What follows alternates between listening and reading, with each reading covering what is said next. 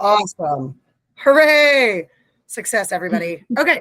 So that's me in a nutshell. And today we are going to be, did we go forward in our slides? Yes.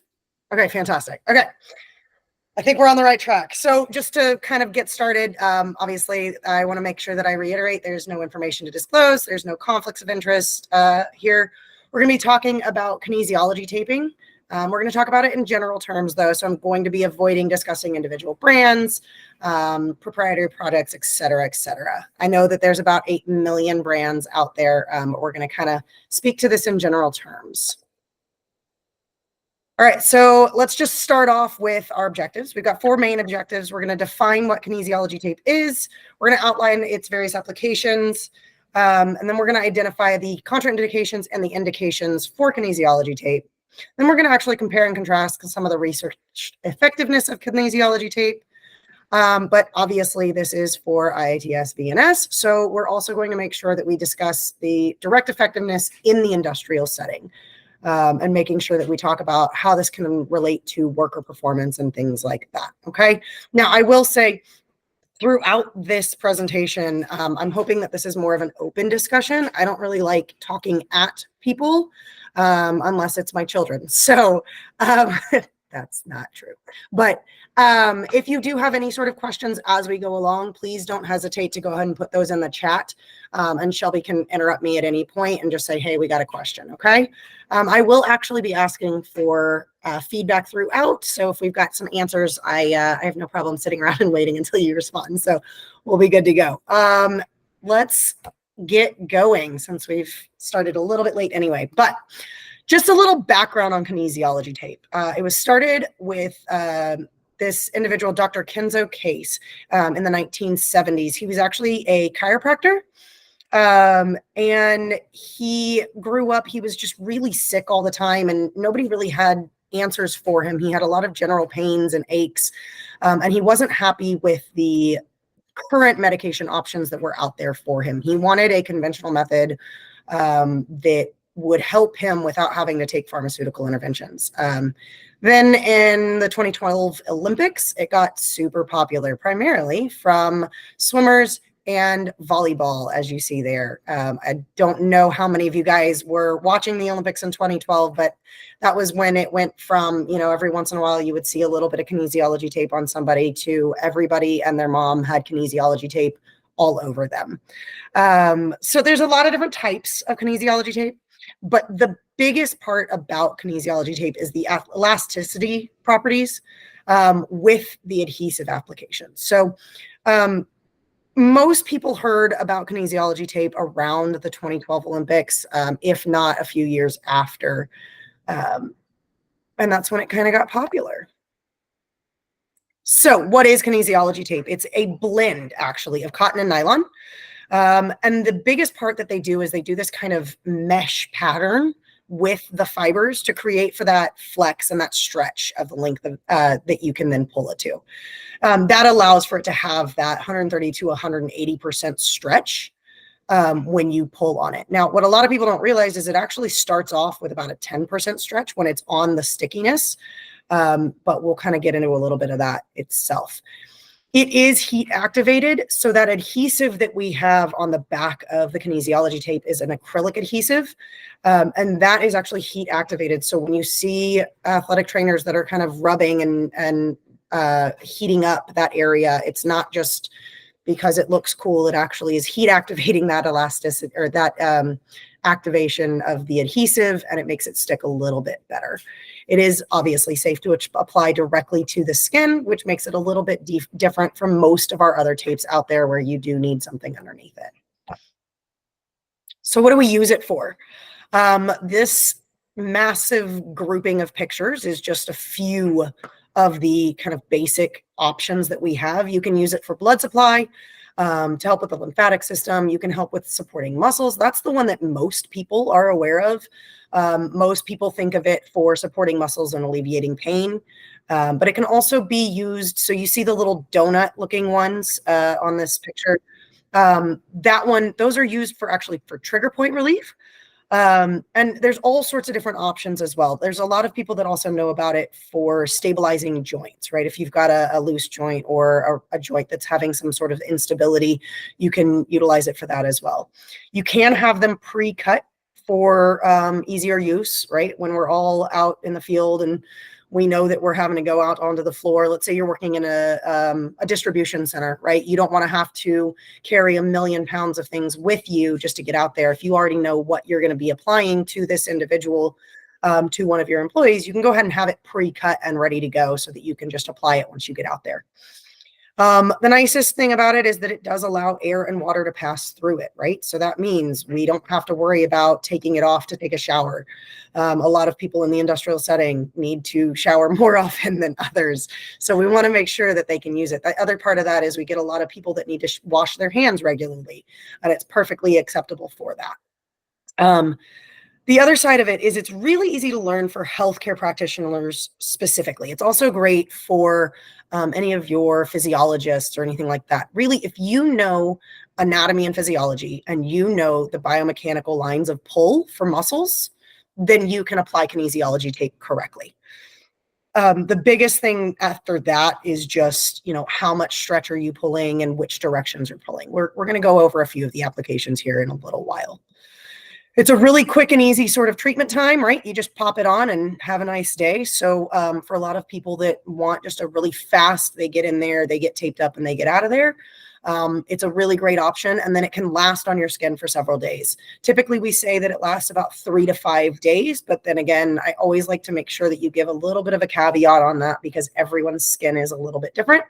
And some people don't have it last that long. And some people it lasts closer to 7 to 10 days. So it kind of depends on the patient themselves.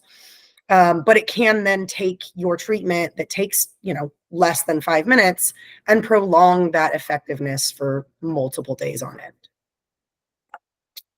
end. Any questions about any of these specific tape jobs that you see in any of these pictures? I know I pointed out the trigger point. You've also got some of the lymphedema options in here. You've got one that's just a decompression of the wrist, if you see that one. The one that's flowing towards the ankle, closer to the shin, that one's more of an edema and blood supply one. We'll go over that a little bit more.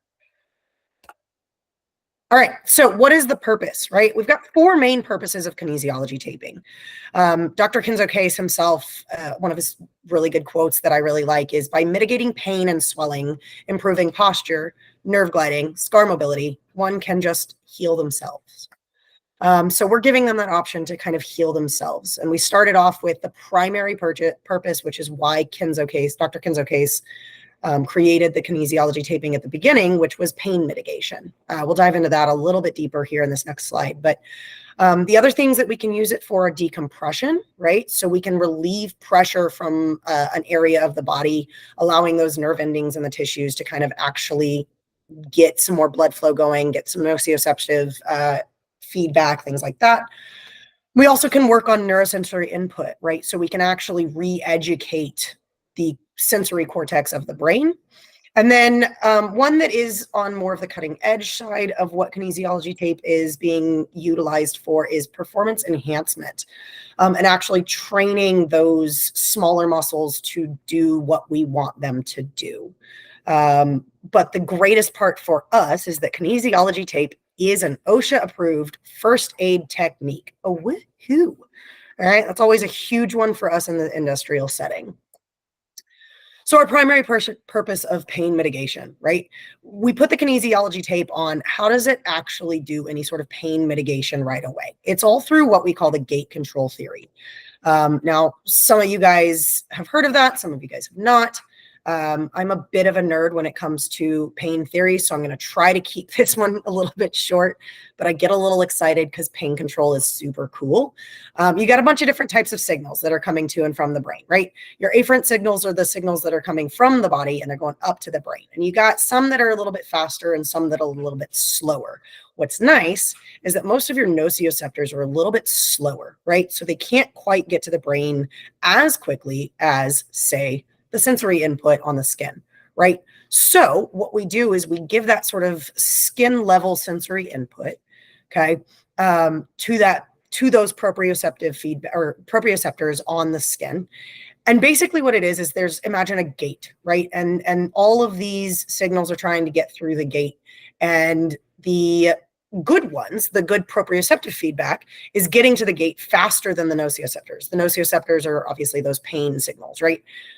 And when those good positive proprioceptive signals get to the gate, they kind of clog up the gate and push their way through so that they get to the brain faster than the nociceptors, right? And so by the time the nociceptors get there, the brain is already kind of overwhelmed with all these other things. And so it's this overstimulation that allows for a non-painful stimulus. Now, that is a very kind of dulled down version, like a watered down version of it. So those of you that are sitting there going, it's not exactly it, you're right. But it's a watered down version of what exactly is going on. If you want to kind of dive into that more, it's a pretty cool option. So it's the same idea as when, you hit your elbow and then you rub on it, right, to make it feel better. Or if somebody sprains their ankle, like we all have seen that 8 million times a day, and they're walking it off. It's the same sort of concept. It's that movement and that stimulation of the sensory symptoms on the skin. Any questions on that? I'm going to hope for none. Nice. Awesome. Okay. Second one. This is the one that everybody thinks just kind of looks cool, if we're completely honest, because it kind of looks like a jellyfish. And it leaves a really neat little imprint on your skin. So a lot of people kind of think that this one looks a little bit cooler.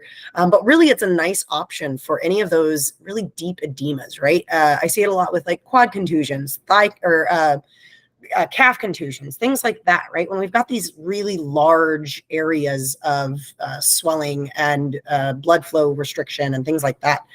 And what you do is you basically use a cross weave of these little fibers of the kinesiology tape, and you pull the skin away from the inflamed muscle, right? So it's more of a decompression of the skin and the fascia. Now, some people are of the belief that you're actually pulling the skin away from the fascia as well, allowing there to be a little bit of an effect on the fascia itself. However, that has not been proven yet. So that's more of just a theory, not actually any sort of factual evidence on that one. However, what you can see is the increased blood circulation that is happening between that skin and fascia and the inflamed muscle underneath. If you do it correctly, you'll actually see the skin kind of pucker up. You can practice this. It sounds crazy, but you can. You can practice it actually on a paper towel if you want to kind of make sure that you're doing it correctly ahead of time. And you'll make sure that when you actually apply the kinesiology tape to the paper towel will also kind of pucker up and allow that decompression. And you can see what it's doing to the skin, which is cool. Now, obviously, that's great to allow that blood flow increase for just an everyday sort of bruising or things like that. Now, the other side of that is this can also be used for extending a type of care that you've already implemented, right? Whether you've done an effleurage massage or you've done some sort of scraping technique, right? IASTM. I have to make sure that I just said that correctly.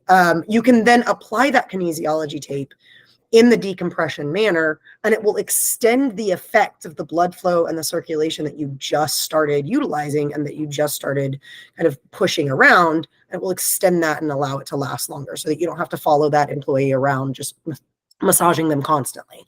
And it can allow them to keep that on for multiple days. I will say, because of the size, the width of the strips of the decompression strips, it doesn't last as long as the wider, longer strips.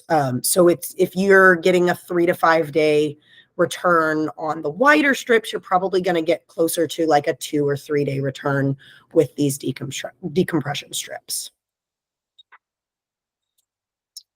I'm just going to assume that there's no questions unless Shelby interrupts me.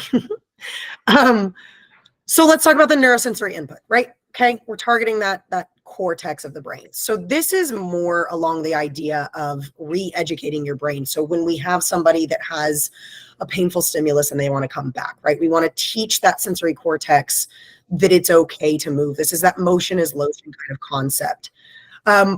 One of the ones that I really like that explains this the best is Professor Lorimer Moseley. from the University of South Australia. I'm sure a lot of you have heard of it.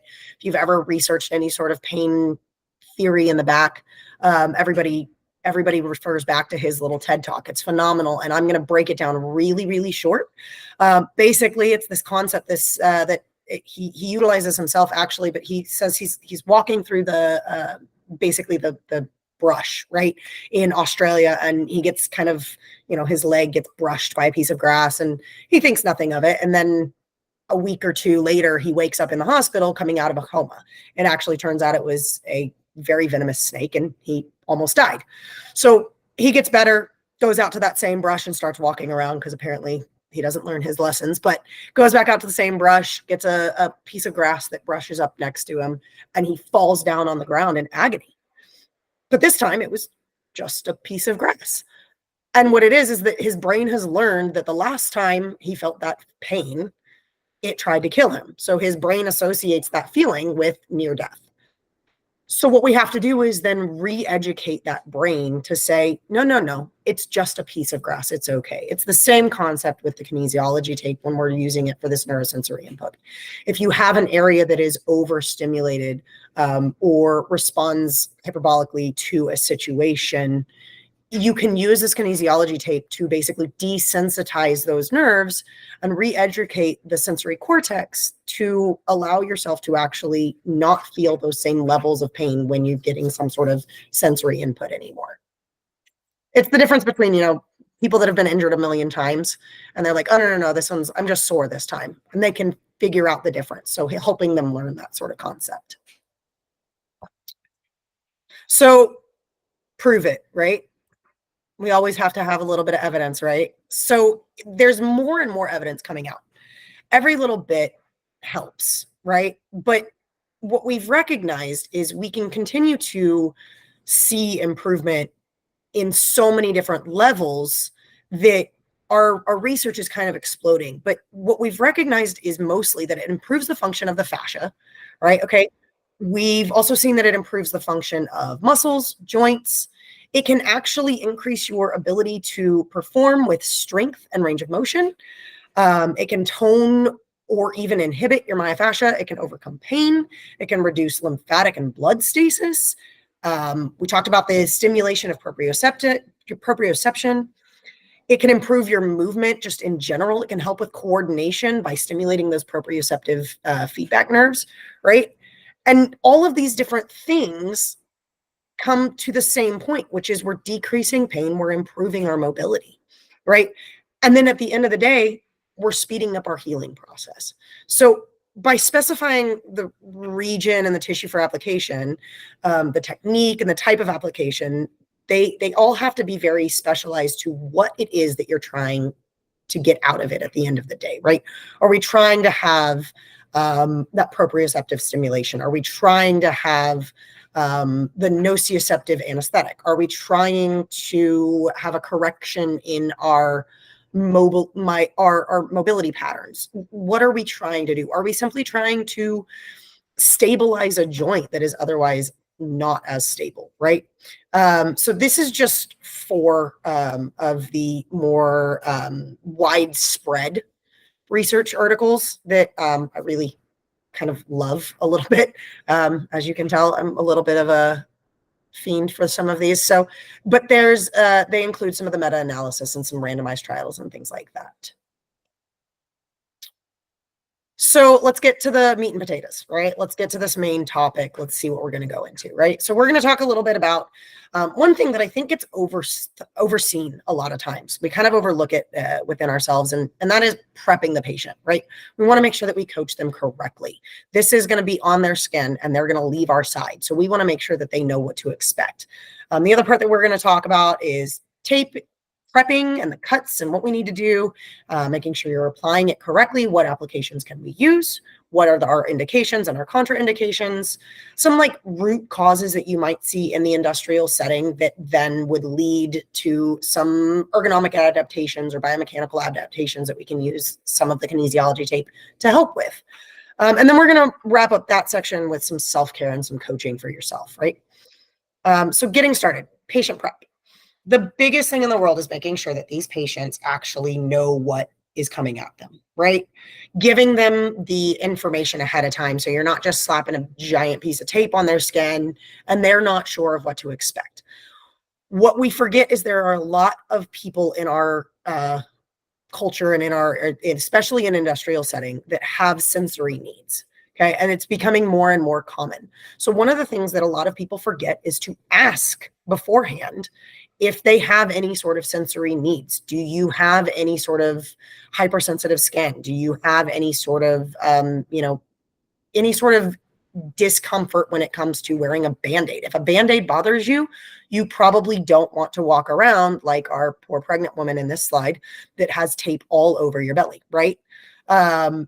So wanting to make sure that they want this first, right? Okay. One of the big things is if they don't want it, don't do it. If this is not something that they're hoping for or like on board with, then don't force it upon them. Making sure that they're aware. Letting them know, hey, here's what you can expect. You can expect as soon as I put this tape on you, you're going to feel like there's this tension on your skin, but then you're also going to get improved range of motion. You're going to get blood flow, whatever the purpose is that you're going for. Explain to them what you're expecting, but do it in a colloquialized way, right? Make sure that you're speaking to them at their level. Now, if you're telling this to a patient of yours that's a doctor, then speak to them on that term. If you're telling this to somebody who, barely speaks Spanish, then get an interpreter, or barely speaks English, get an interpreter, right? Things like that. Make sure that you communicate to them in their way and the way that makes sense to them as to what to expect. And the other thing is making sure that everything is clean, everything is dry. The last bullet point on this, potentially needing to groom to ensure adhesion. Can you put kinesiology tape over a hairy leg? Yeah, you can. But as you saw, part of the whole process of kinesiology taping is getting that adhesion to the skin to apply that decompression. So if it's too hairy of an area, you will possibly need to groom that area to ensure that you have some adhesion. But again, make sure you get some sort of confirmation from that employee or that patient to say, yes, this is acceptable. Making sure that you ask about any sort of allergies, right? One thing that a lot of different organizations ask for that do create kinesiology tape is you can take a small piece of the kinesiology tape and you can test it on the inside of the forearm. It's one of the more reactive skin locations. And so allowing them to have that ability, it'll allow them to kind of feel an area, but you can also see if they're going to have any sort of dermatitis reaction to that application. So yeah, if they're all good with it, then you can move forward. Now, the other part of this, right? They've done studies over and over that show if the patient doesn't believe in it, then it is way less effective, right? So if the patient is not on board, find another way. Okay. That is my disclaimer on these. I personally adore kinesiology tape and I've seen it work millions of times and we've got the evidence that shows it. But if the patient doesn't want it, it's not worth your time or effort. Depending on where you're applying the tape, coach them on how they may need to. Let's say you're putting some tape on an ankle. You're going to have to teach them how to put on socks in order to not roll the tape right off of them, right? If you're putting tape on someone's wrist and they wear gloves to work, coaching them through how to get the glove on without removing the tape is going to be a big part as well. And it's one that we usually, we finished our treatment. So have a nice day, but don't forget about that extended care and thinking about maybe coaching them through those sorts of things as well. So the tape prep, right? This is one of the best parts about kinesiology tape is that you can have it and you can just take it with you when you've got it already prepped, right? They've got the pre-cut strips that you can use, all sorts of different styles and things like that. But you can also just do it yourself. So any time that you're doing it, now prepping to apply the tape, you always want to do any sort of manual therapy or heat application or whatever ahead of time, right? You want to make sure that you do that first and then do the kinesiology tape after. The only sidebar to that is typically if you're doing some sort of manual therapy, such as a massage, right? You're going to use some sort of massage cream or massage lotion or massage oils. And that is going to decrease the effectiveness of the adhesion. So make sure that you properly and fully clean the site that you're going to be putting that kinesiology tape on before you actually do the application. One of the best ways to do that is to actually utilize any sort of your rubbing alcohol or your isopropyl alcohol wipes to allow that to be fully clean, and make sure that it's dry before you apply the application or the actual tape as well. Make sure that we're also looking to see, is there already irritation on the skin? Do you have any open cuts, any lesions, any sutures that are there? Any of those, if you have any sort of skin breakage, we want to avoid that as best as possible. Also, the measurement of the tape, right? Remember, when the tape is applied to the nonstick backing, it has that 10% stretch. But think about how much you're going to be stretching it, right? So you're not going to do a 3-inch piece for a 3-inch application. If you're going to do a 50% stretch, you want to do a 3-inch piece for a 5-inch application. Hopefully that makes sense. If you're cutting the tape yourself, you don't have pre-cut strips, make sure that you round the edges. I've had people ask me regularly, are you just trying to make it look good? Well, yes, it looks nice that way, but no.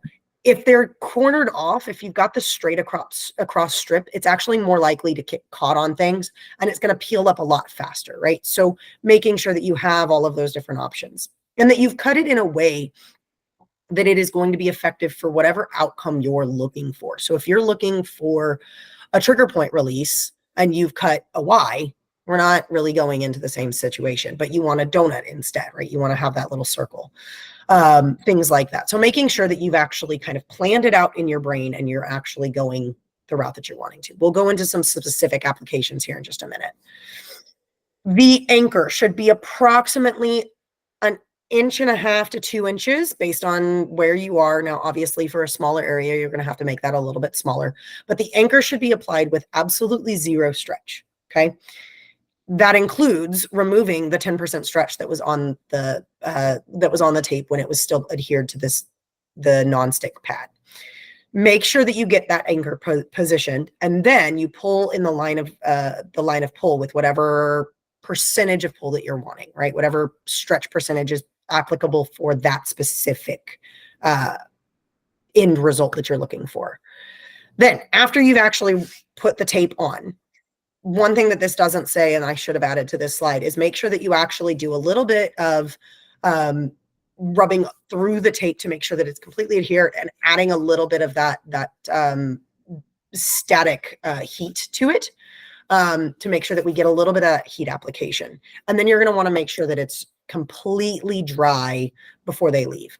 If they are going to keep it on and they're going to shower, ensure that you talk them through the idea that they don't need to be scrubbing while they're, using their suds. And they also want to make sure that they pat it to get it dry. We're not trying to rub down on the tape. You would think that that is common knowledge, but it is not for sure. If they have any sort of feedback that they say, oh, it's not comfortable. Oh, I don't like it. Oh, it's starting to itch, whatever. Make sure that they know how to take it off. Okay. Let them know if this is not comfortable, if this is causing discomfort, if this is something that you do that you dislike, there's always the option to remove this early, but talk them through it. I've had too many patients that have just decided to remove their own kinesiology tape, and they just kind of rip it off. And then they come in with skin issues, and you sit there and you say, well, yeah, that's why I told you to walk through these. So making sure that they either do it while they are in the bath or the shower where it's nice and wet, utilizing either baby oils or rubbing alcohol to remove, or they can pull and make sure that they have pressure at the site of the bend of the tape. I've got a picture of it a little bit later on, I do believe.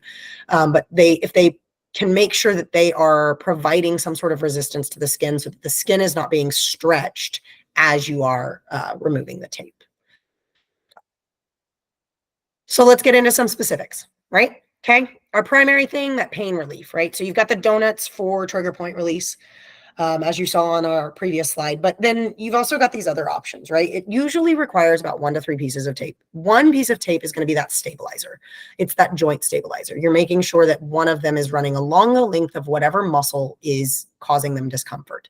That one is going to only have a 0 to 10% stretch. It's just there to really kind of give that proprioceptive feedback to those nociceptors.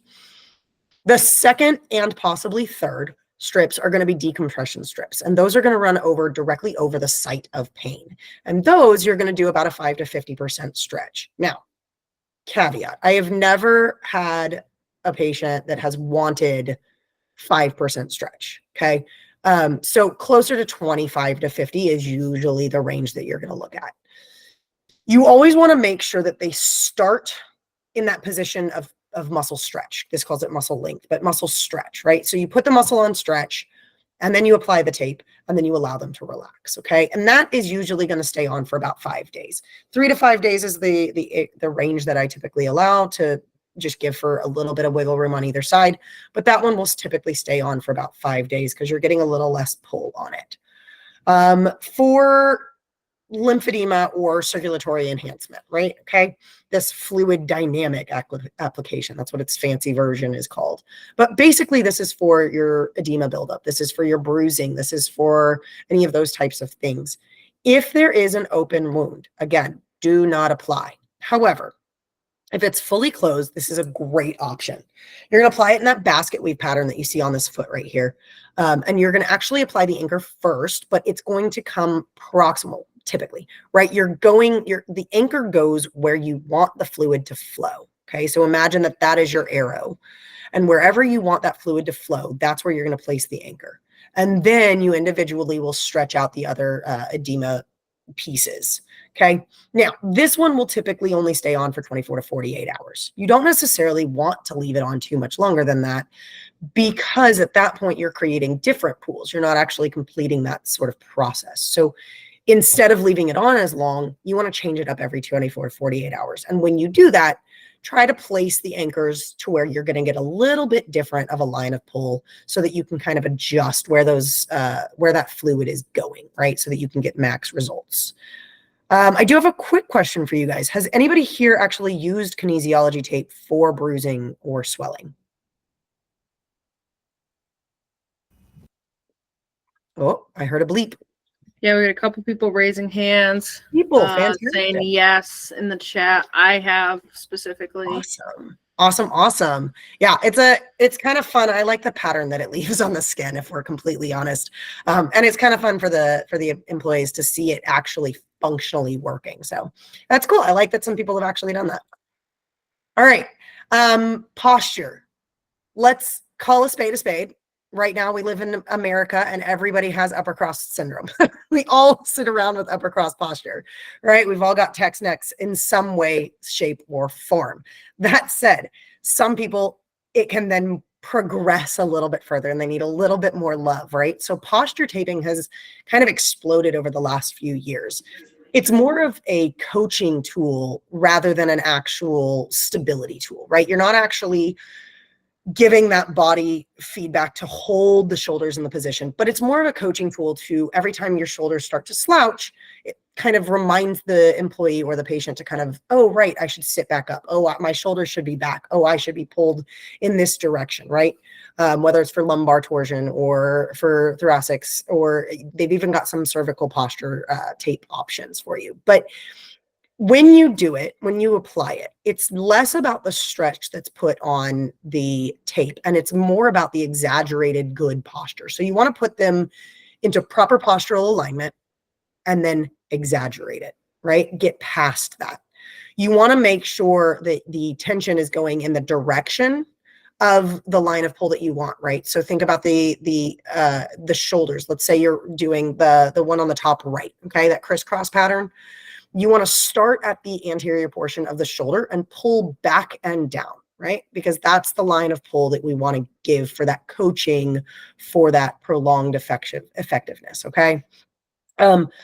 Making sure that the tension is appropriate for the amount of correction that you're giving. You don't want to necessarily give the same coaching every single time, right? You're not going to give the same two people the same sort of coaching. So let the kinesiology tape basically be you and an extension of you to remind that person as they're continuing in their job and continuing in their day, hey, straighten up. Hey, do this. Hey, remember what I told you. So kind of allow it to be a prolonged, exaggerated reminder. So For scars, this is one that gets overlooked a lot, and I love it. We talk about constantly cross-friction massages for scars, right? We want to break up that scar tissue. We want to make sure that we're desensitizing these nerves and this scarring, right? Now, the biggest thing on this is you want to make sure that it's actually not got any sort of contraindications along with it. So it's a fully closed scar, right? We're not applying this to an open wound. And that they're medically cleared for the application. So if they've been cleared for a cross-friction massage, then they're cleared for this kinesiology tape application as well, okay? The fun part about this is you have to get a little creative with it. When you're applying these smaller strips, right, you're crisscrossing them over the site of the scar, as you can see here. When you're doing it, though, you actually want to make sure that each strip has a different amount of pull. So if you do 100% on one, then skip to 30% on the next one, this, that, and the other. You also want to make sure that you're pulling in different directions. Imagine that it's a cross friction massage. You know, when you're going through, you're not just going back and forth in the exact same pattern over and over and over again. You're not going to break up the scar tissue effectively that way. This is basically doing the exact same thing. So you're trying to disrupt those nerve connections. You're trying to kind of confuse some of those nociceptors, trying to confuse it, and actually keep that fascia kind of build up at a minimum, right? We want to make sure that the tissue fibers are making their proper alignment when they're being laid back down. So this is going to help kind of keep that blood flow going and break up that scar tissue even further than what you already have done. I personally like to do it after I've already performed a cross friction massage to kind of combine those two, right? We get the prolonged effect. We also have the cross friction itself.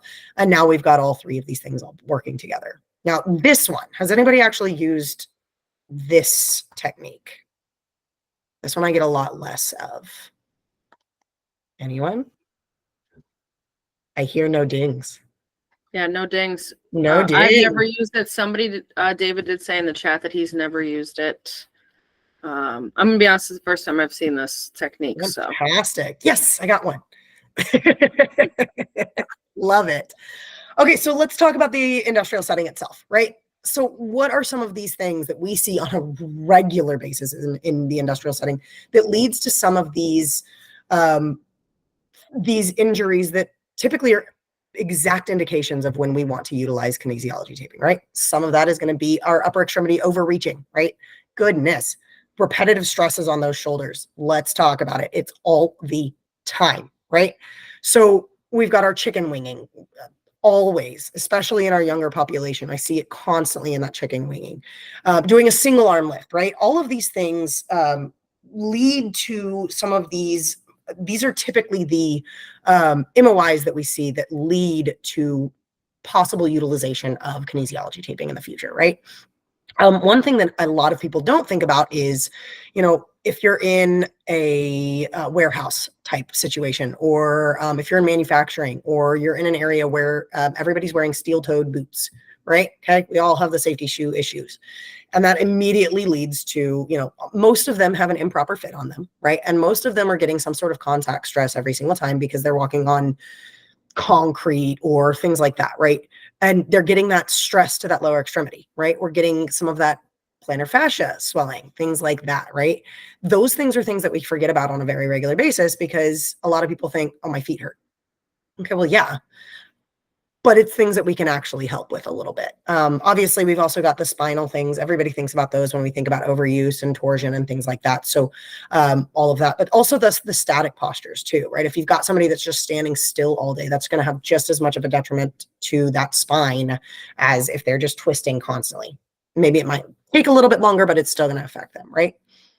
So all of these, they lead to some of these adaptations that we try to do on a regular basis, right? We constantly, as industrial ATs, we're trying to explain to them, hey, make sure that you're using both hands, make sure that we're switching sides. Hey, let's rotate in and out. Let's switch sides of the ladder. Let's switch sides of the belt. Let's, you know, do job rotations. Let's talk about your workstation setup. Let's talk about all these ergonomic approaches that we can do to try to adapt to those root causes that can then lead to these injuries, right? But at the end of the day, sometimes we're talking to a wall, right? And they're not actually going to hear any of these adaptations that we've just beat into them. So we can utilize the kinesiology tape for a few things, right? We can utilize it reactively, but we can also utilize it proactively in what we were talking about earlier, right? The coaching. So let's say that you're trying to encourage them to change positions frequently. Okay. Well, then let's give them a little bit of a coaching with the kinesiology tape to remind them, like, hey, pulling this way. Hey, remember that we're going to, if you have somebody that's right-handed and they don't use their left a lot, and you put some of that kinesiology tape on that side, it's going to remind them, their brain, oh, right, I'm also supposed to be using this left arm a little bit as well. So things like that are going to be super helpful. I am going a little bit faster than I otherwise would because of our technical issues earlier. But so what are indications for it? Musculoskeletal injuries, let's be real, right? Okay. We've got muscle strains, tightness, increased range of motion, things like that, right? Okay. If you've got somebody that's just got DOMS, right, and they need to recover from their soreness, cool, let's apply it. If we've got some tendonitis, what I was talking about earlier, plantar fasciitis, any other types of fasciitis, right? If we've got this edema buildup, if we've got lymphedema, if we've got any of these hematomas that are developing, things like that, right? The greatest part about it is if they come into the office and you have no idea whether it's work-related or non-work related, that's fine. In this situation, it doesn't matter. You can apply kinesiology tape, whether it's work-related or non-work related, and it's just as effective. And OSHA says it's okay. So yay. We don't have to worry about that. So when is it contraindicated? Let's be real. This is one that we really want to make sure that we're aware of. Okay.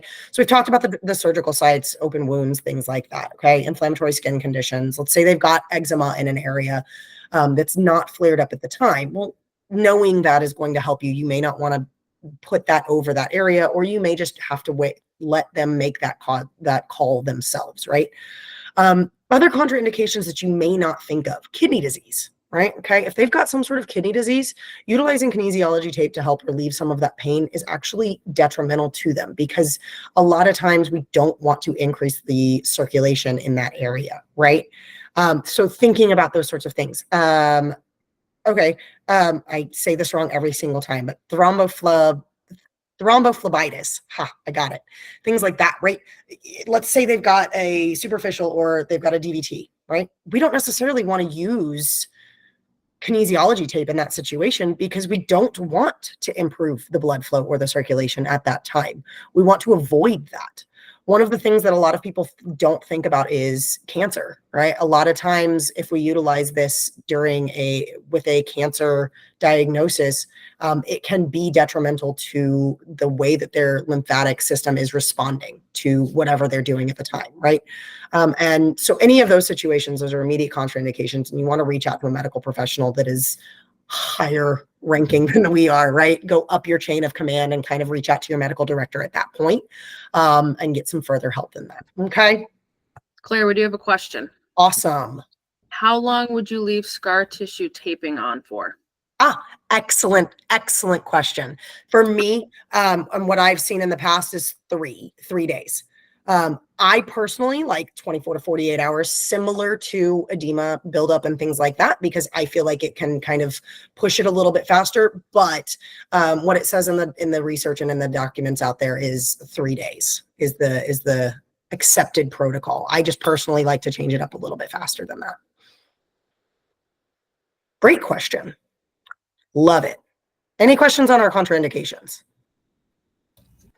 Nothing. Love it. Fabulous. I almost always get a question about the cancer, so we're all just high thinkers. I like it. Either that or we're just processing it. I love this. Okay. So self-care and coaching, right? Depending on where the application is, one of my favorite things is to actually teach some of these employees and some of these patients how to do it themselves, right? Let's not just keep all the power in our hands. Kinesiology tape is one that they can go get, and they can actually apply it to themselves if it's in an area. Now, obviously, if we're trying to do it on our back for that postural support, that's really difficult to do. But maybe they've got a partner at home. Maybe, they've got somebody that can help them out. But teaching them how to apply it correctly to themselves can help with some of that continued care to extend some of that relief for them. Making sure that they're aware that the tape does need to stay dry, things like that. The other side of that, and this is one that a lot of times it goes in one ear and out the other, but making sure that you coach them to allow them to know, hey, I've given you an anchor space on each of these. If the edges start to kind of curl up, go ahead and trim them up. It's okay. Trim it up. I've given you this much space. Now, some people hear it, some people don't, but it's worth actually at least explaining to them that that's okay. After 3 to 5 days, it's best to kind of go ahead and remove that tape. I have seen people that like to leave it on for closer to 10. I understand, but at that point, it's not actually being super effective. At that point, we're dealing with more of a placebo effect. They just like the feel of it at that point. And so, so be it.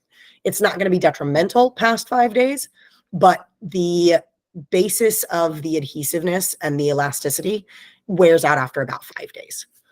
So if the adhesive's still strong, we go back to what we talked about earlier with it being removed correctly, right? We want to use some sort of an oil or a rubbing alcohol, and then providing tension right at that crease. Okay. So you want to make sure that that skin is staying nice and tight so that you can then pull the tape off of it. If you just pull the tape and you're pulling the skin with it, that's when we typically have those irritations form.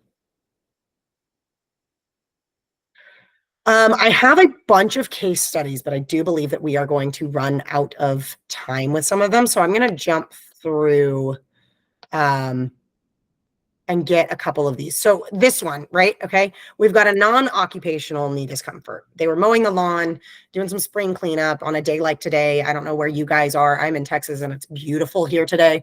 And he's got this employee comes in, the pain is completely localized, feels like it's inside the knee. There's some stiff range of motion, swelling, but really no issues with MMTs or anything like that. He says he's not able to climb the stairs, but everything seems stable. They were told 6 months ago they had arthritis. What do we think? Is this a situation that we want to apply kinesiology tape or no? Give me a thumbs up or a thumbs down. Yes or no?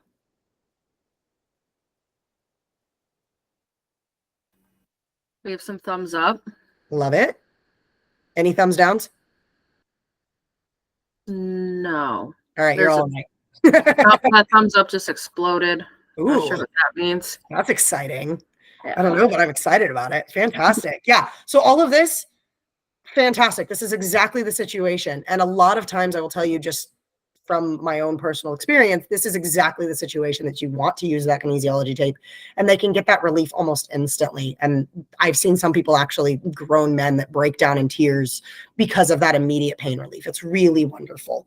The only thing that I would say is, in situations like this, just make sure that we ask those medical history questions. Okay. A lot of times we see this presentation and we go, score, I can help you. And we forget to ask all the backup questions. So make sure that you actually get some of that medical history in there as well. Another one that I want to see. Okay, so this one, it could be occupational. It could be non-occupational. They went horseback riding yesterday. Can you tell I'm from Texas? They went horseback riding yesterday, first time ever. But then they also had a really heavy workload this past week, right? They've got all of this issues, right? They've got limited range of motion, tightness upon palpation. They really can't evaluate the lower limbs because of the decreased strength in the trunk. We don't have any radiation of the pain, though. He has felt this pain before, but it was resolved after a few weeks. What do we think? Thumbs up, thumb down?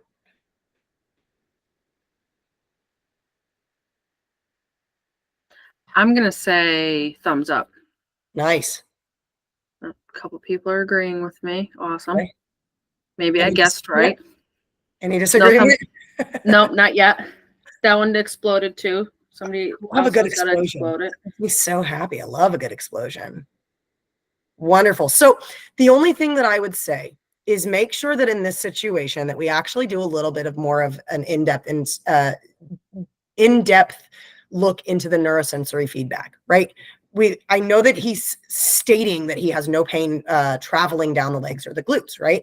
However, he's had this before, things like that. That's all great. Let's just make sure that we can actually feel everything appropriately. So I would actually do a little bit more research into it and get a little bit more in depth with our neurological treatment or neurological testing, and just make sure that everything sensation wise is right where we want it to be. Okay. So a little gerbitome myotome situation.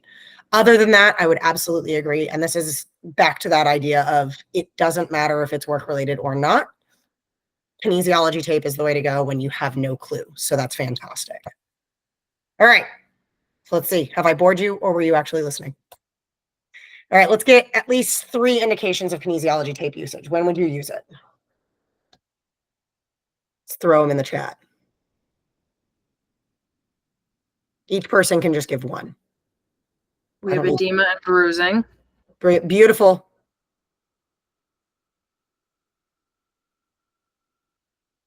Pain, scar. Okay. Fabulous. And scarring. Wonderful. Beautiful, you guys. Absolutely wonderful. All right. So what are some contraindications? Let's get 3 of those. Cancer. Yep. Open wound. Mhm. CHF. Beautiful. Love it. Absolutely love that one. All right. Here's the big question. Is kinesiology taping an OSHA approved first aid technique? Give me Yes. thumbs up or thumbs down. Yes. Absolutely it is. And I did it with 1 minute to spare. So fast. Perfect. All right. Any questions?